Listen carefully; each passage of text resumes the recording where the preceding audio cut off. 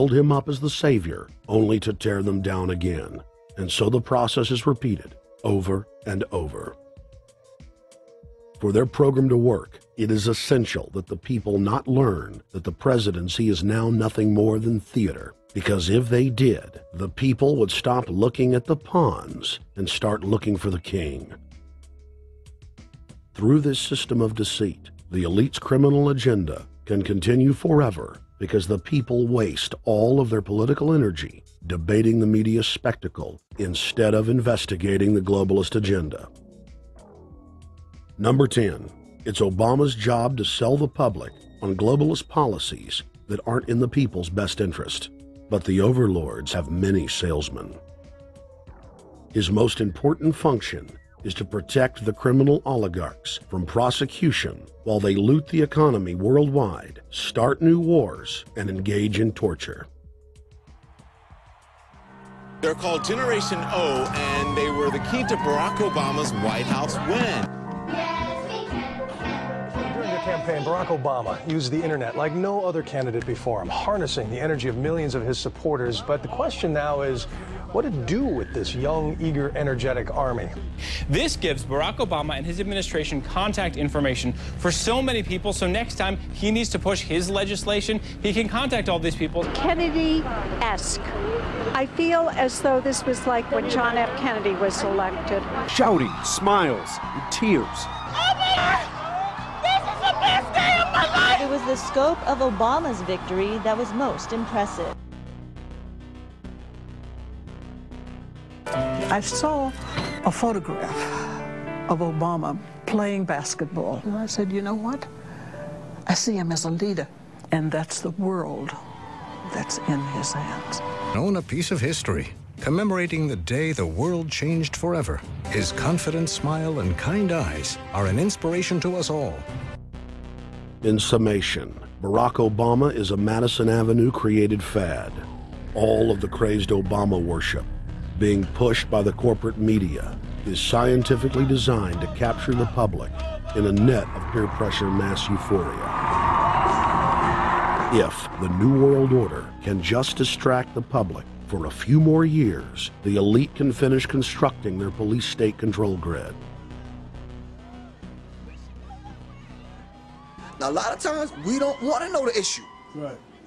We don't want to know the issue. We feel, what do you call this thing where you get this false sense of gratification, but because a black man is in office, everything's going to be all right.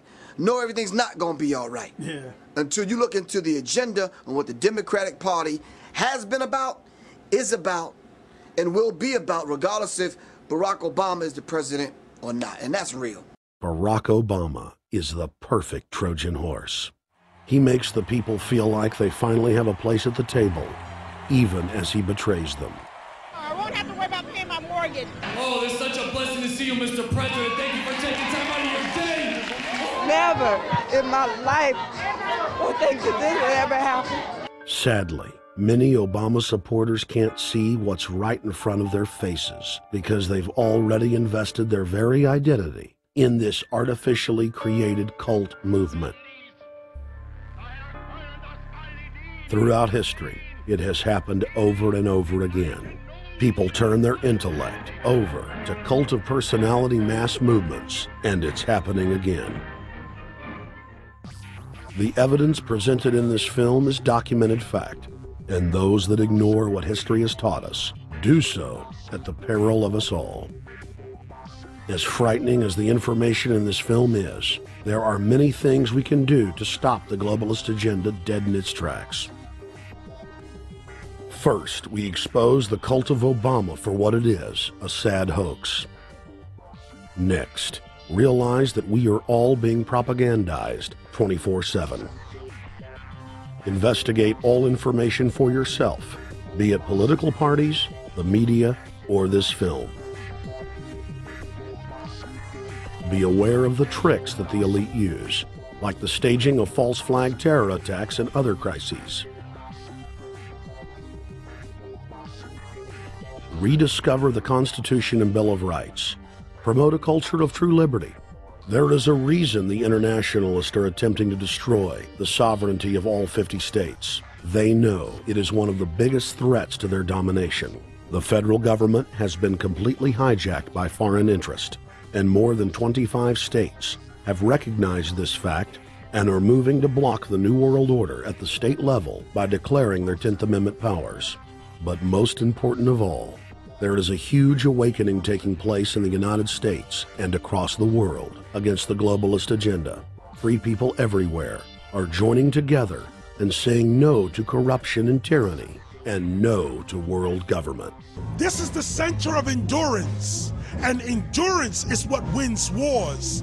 Not how many people you kill, but how long can you endure? George Washington lost almost every battle he had, but he endured.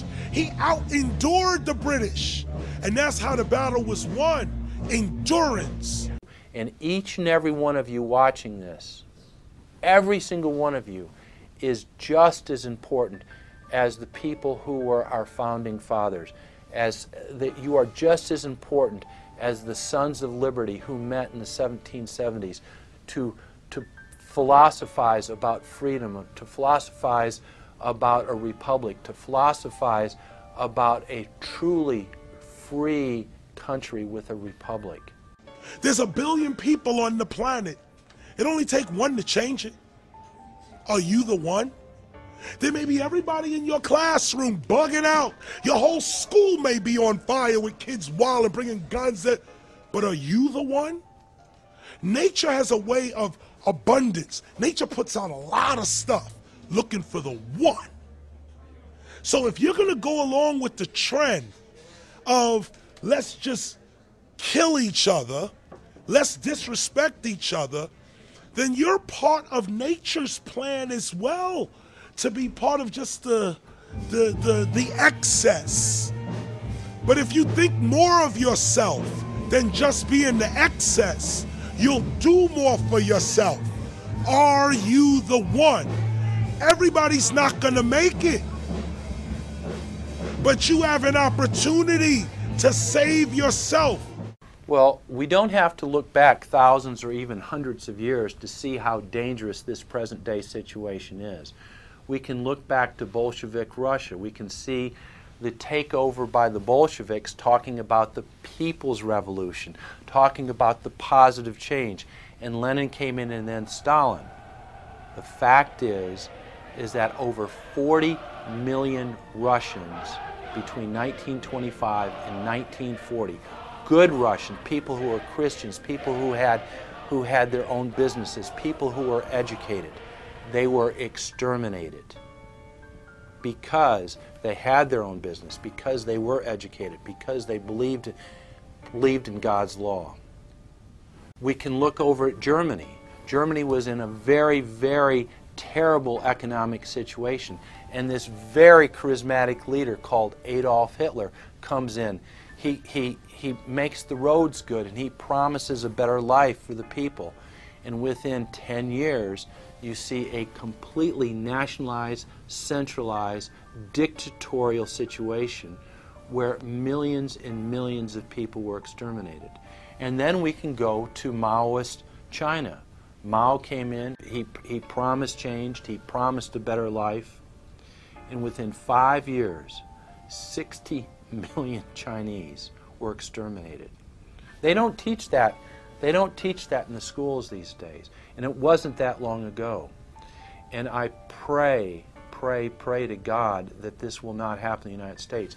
And the way it won't happen is if you and your friends and all of us together take action to say no. This country is too precious. It's too wonderful. It's too good of a place to lay down as a victim. Greatness could arise once we break the shackles of the government that's holding us back. One thing America has more than any other country is an entrepreneurial spirit. One thing we have more than any other country is the ability to be innovators. You know, if I was born in Italy, I wouldn't be the trend forecaster I am today because I would have been locked into a culture of thinking one way. We have that freedom of expression and freedom of thought that could free us to create greatness again if Big Brother doesn't come down on us harder. Humankind is at a historic crossroads.